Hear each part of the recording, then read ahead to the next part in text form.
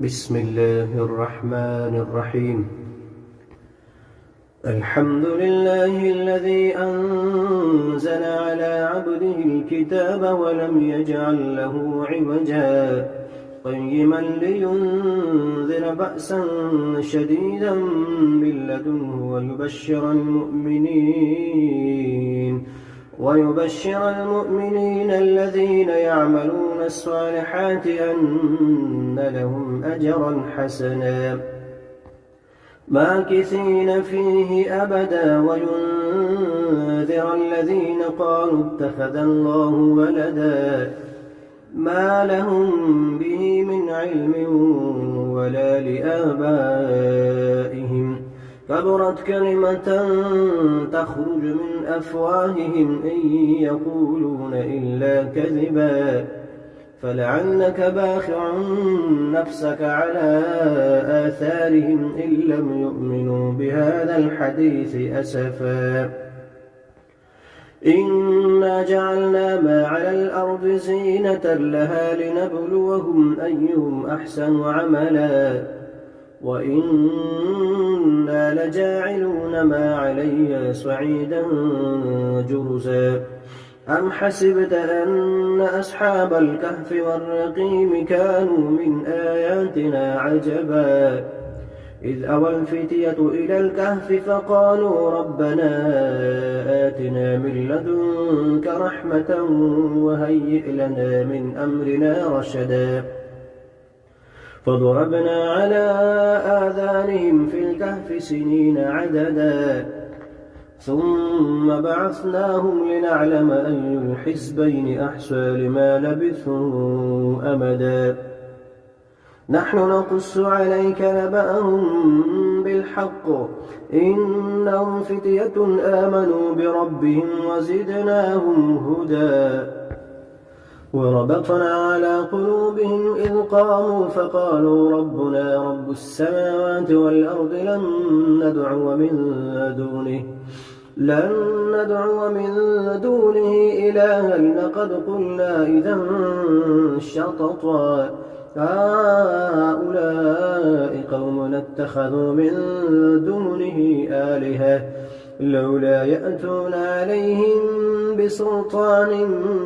بين فمن أظلم ممن افترى على الله كذبا وإذ اعتزلتموهم وما يعبدون إلا الله فأووا إلى الكهف ينشر لكم ربكم من رحمته ويهيئ لكم من أمركم مرفقا وترى الشمس إذا طلعت تزاور عن كهفهم ذات اليمين وإذا غربت تقرضهم ذات الشمال وهم في فجوة منه ذلك من آيات الله من يهد الله فهو المهتد ومن يضلل فلن تجد له وليا مرشدا وتحسبهم أيقاظا وهم رقود ونقلبهم ذات اليمين وذات الشمال وكلبهم باسط ذراعيه بالوصيد لو اطلعت عليهم لوليت منهم فرارا ولملئت منهم رعبا وكذلك بعثناهم ليتساءلوا بينهم قال قائل منهم كم لبثتم قالوا لبثنا يوما أو بعض يوم قالوا ربكم أعلم بما لبثتم فابعثوا أحدكم بورقكم هذه إلى المدينة فلينظر أيها أزكى طعاما فليأتكم برزق منه وليتلطف ولا يشعرن بكم أحدا إنهم إن يظهروا عليكم يرجموكم أو يعيدوكم في ملتهم ولن تفلحوا إذا أبدا وكذلك أعثرنا عليهم ليعلموا أن وعد الله حق وأن الساعة لا ريب فيها إذ يتنازعون بينهم أمرهم فقالوا بنوا عليهم بنيانا ربهم أعلم بهم قال الذين غلبوا على أمرهم لنتخذن عليهم مسجدا سيقولون ثلاثة رابعهم كلبهم ويقولون خمسة سادسهم كلبهم رجما بالغيب ويقولون سبعة وثامنهم كلبهم قل ربي أعلم بعدتهم ما يعلمهم إلا قليل فلا تمار فيهم إلا مراء ظاهرا ولا تستفت فيهم منهم أحدا ولا تقولن لشيء إني فاعل ذلك غدا إلا أن يشاء الله واذكر ربك إذا نسيت وقل عسى أن يهديني ربي لأقرب من هذا رشدا ولبثوا في كهفهم 300 سنين وازدادوا 9 قل الله أعلم بما لبثوا له غيب السماوات والأرض أبصر به وأسمع ما لهم من دونه من ولي ولا يشرك في حكمه أحدا واتل ما أوحي إليك من كتاب ربك لا مبدل لكلماته ولن تجد من دونه ملتحدا واصبر نفسك مع الذين يدعون ربهم بالغداة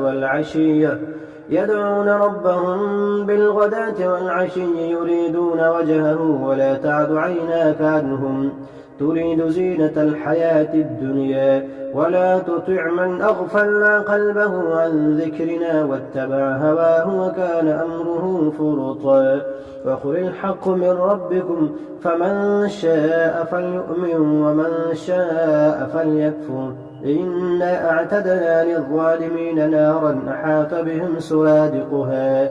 وإن يستغيثوا يغاثوا بماء كالمهل يشوي الوجوه بئس الشراب وساءت مرتفقا إن الذين آمنوا وعملوا الصالحات إنا لا نضيع أجر من أحسن عملا أولئك لهم جنات عدن تجري من تحتهم الأنهار يحلون فيها من أسابر من ذهب ويلبسون ثيابا خضرا من سندس واستبرق متكئين فيها على الأرائك نعم الثواب وحسنت مرتفقا واضرب لهم مثلا رجلين جعلنا لأحدهما جنتين من أعناب وحففناهما بنخل وجعلنا بينهما زرعا كلتا الجنتين آتت أكلها ولم تظلم منه شيئا وفجرنا خلالهما نهرا وكان له ثمر فقال لصاحبه وهو يحاوره أنا أكثر منك مالا وأعز نفرا ودخل جنته وهو ظالم لنفسه قال ما أظن أن تبيد هذه أبدا وما أظن الساعة قائمة ولئن رددت إلى ربي لأجدن خيرا منها منقلبا قال له صاحبه وهو يحاوره أكفرت بالذي خلقك من تراب ثم من نطفة ثم سواك رجلا لكن هو الله ربي ولا أشرك بربي أحدا ولولا إذ دخلت جنتك قلت ما شاء الله لا قوة إلا بالله إن ترني أنا أقل منك مالا وولدا فعسى ربي أن يؤتيني خيرا من جنتك ويرسل عليها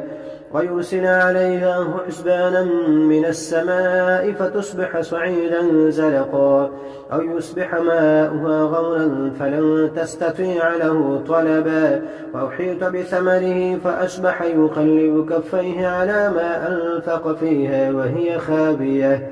وهي خابية على عروشها ويقول يا ليتني لم أشرك بربي أحدا ولم تكن له فئة ينصرونه من دون الله وما كان منتصرا هنالك الولاية لله الحق هو خير ثوابا وخير عقبا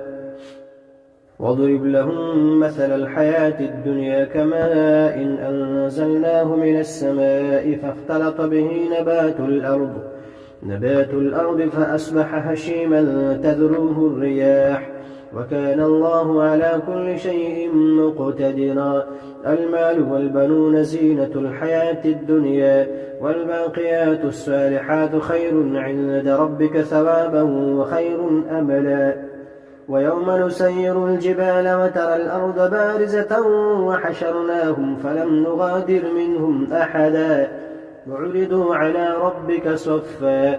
لقد جئتمونا كما خلقناكم أول مرة بل زعمتم أن لن نجعل لكم موعدا ووضع الكتاب فترى المجرمين مشفقين مما فيه ويقولون يا ويلتنا ما لهذا الكتاب لا يغادر صغيرة ولا كبيرة إلا أحصاها ووجدوا ما عملوا حاضرا ولا يظلم ربك أحدا وإذ قلنا للملائكة اسجدوا لآدم فسجدوا إلا إبليس كان من الجن ففسق عن أمر ربه أفتتخذونه وذريته أولياء من دوني وهم لكم عدو بئس للظالمين بدلا ما أشهدتم خلق السماوات والأرض ولا خلق أنفسهم وما كنت متخذ المضلين عضدا ويوم يقول نادوا شركائي الذين زعمتم فدعوهم ولم يستجيبوا لهم وجعلنا بينهم موبقا ورأى المجرمون النار فظنوا أنهم مواقعوها ولم يجدوا عنها مصرفا ولقد صرفنا في هذا القرآن للناس من كل مثل وكان الإنسان أكثر شيء جدلا وما منع الناس أن يؤمنوا إذ جاءهم الهدى ويستغفروا ربهم إلا أن تأتيهم سنة الأولين أو يأتيهم العذاب قبلا وما نرسل المرسلين إلا مبشرين ومنذرين ويجادل الذين كفروا بالباطل ليدحضوا به الحق واتخذوا آياتي وما أنذروا هزوا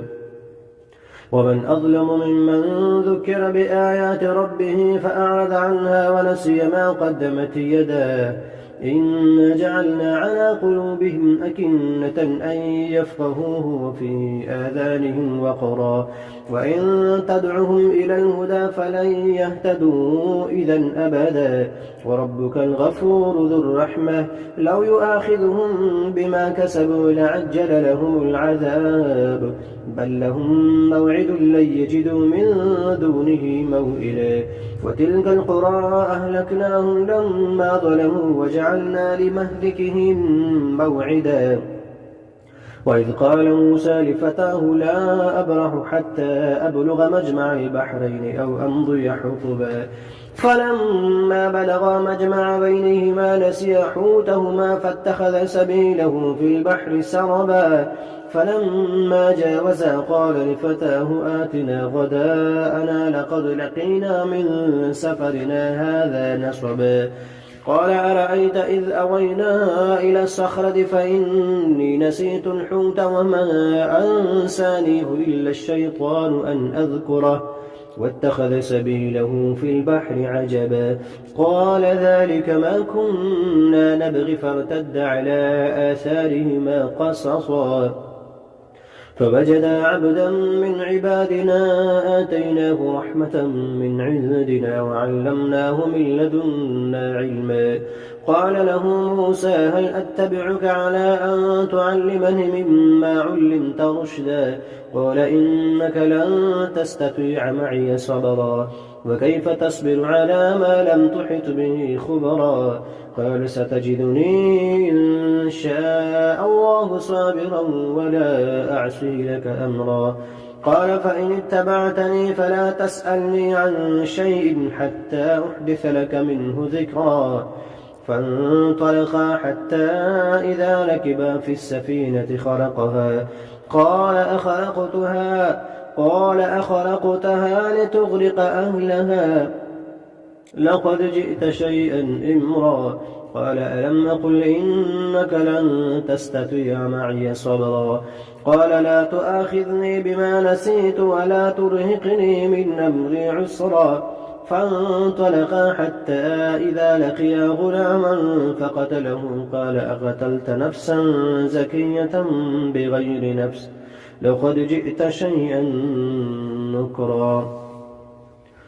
قال ألم نقل لك إنك لن تستطيع معي صبرا قال إن سألتك عن شيء بعدها فلا تصاحبني قد بلغت من لدني عذرا فانطلقا حتى إذا أتيا أهل قرية استطعما أهلها فأبوا أن يضيفوهما فوجدا فيها جدارا يريد أن ينقض فأقامه قال لو شئت لاتخذت عليه أجرا قال هذا فراق بيني وبينك سأنبئك بتأويل ما لم تستطع عليه صبرا أما السفينة فكانت لمساكين يعملون في البحر فأردت أن أعيبها وكان وراءهم ملك يأخذ كل سفينة غصبا وأما الغلام فكان أبواه مؤمنين فخشينا أن يرهقهما طغيانا وكفرا فأردنا أن يبدلهما ربهما خيرا منه زكاة وأقرب رحما وأما الجدار فكان لغلامين يتيمين في المدينة وكان تحته كنز لهما وكان أبوهما صالحا فأراد ربك أن يبلغا